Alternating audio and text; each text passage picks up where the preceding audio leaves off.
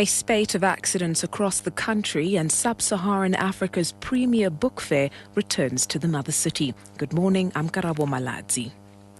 7 people have been killed in a freak accident involving a light motor vehicle and 2 motorbikes on the M4 North near Umdloti, north of Durban. KwaZulu-Natal Transport Community Safety and Liaison Kwanele Ngalane says it's alleged that the 2 motorbikes were overtaking another vehicle on a sharp bend.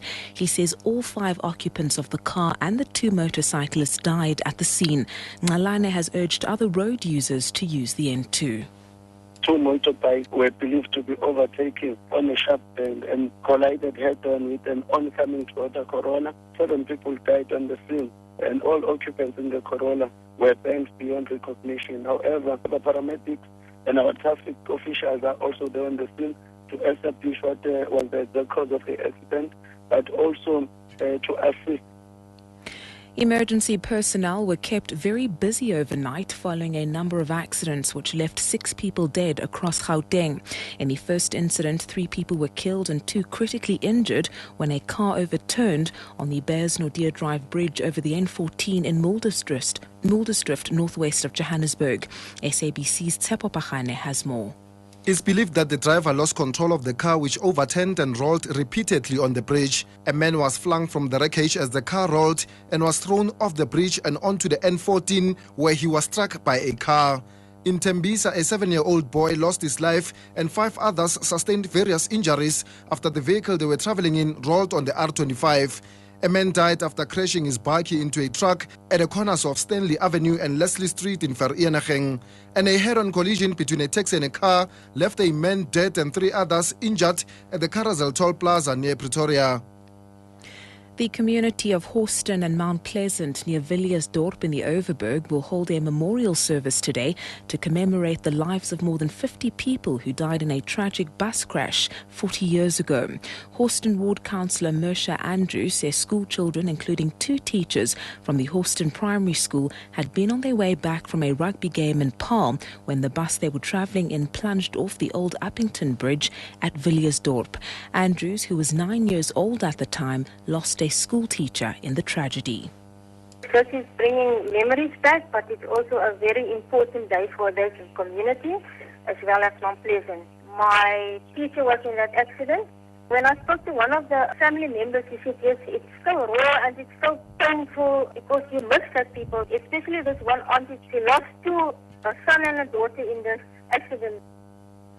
Political analyst Somadota Figeni says the disruption of yesterday's National Youth Day celebrations in Port Elizabeth was expected.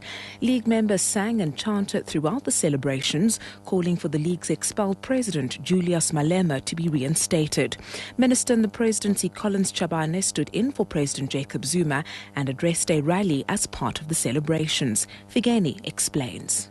I do think that this was to be expected in many ways because you'll remember that Port Elizabeth is one of the strongholds of the group that still support Julius Malema, and you do have some of the prominent figures like Andile Lungisa, who is touted as one of possible leaders of the ANC Youth League, and that base in itself was most likely to have a group that would challenge the president. This might also be one of the reasons the president did not show up. In other news, gender activist Mbuyiselo Botha has called on fathers to show their continued support for their families on Father's Day. Sonke Gender Justice Network wishes all the fathers in South Africa, in the world, the best day. We wish them luck, we wish them to be strong, to support, to care for their families, their fellow human beings. Happy Father's Day. And finally, Sub-Saharan Africa's premier book fair has returned to the mother city, together with a new format that's guaranteed to entice all bookworms. The Cape Town Book Fair now takes place every 2 years instead of yearly. The book fair was started 7 years ago. Since its inception in 2005, it has grown rapidly to become the premier book fair in Sub-Saharan Africa. With 273 exhibitors and more than 33,000 visitors at the last fair held in 2010, it has established itself as a platform for the exchange of information and trade in the business of publishing.